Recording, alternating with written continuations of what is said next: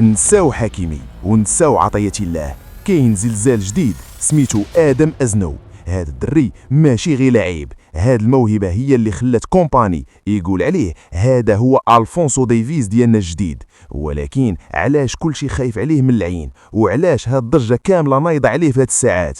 تبع معايا باش تفهم الفيلم كامل. لا بزاف، العالم كله كيتكلم على أشرف حكيمي الجديد اللي صدم مدرب بايرن ميونخ في أول حصة تدريبية. ولكن شنو هو السر اللي مخبي مورا الضجة كاملة؟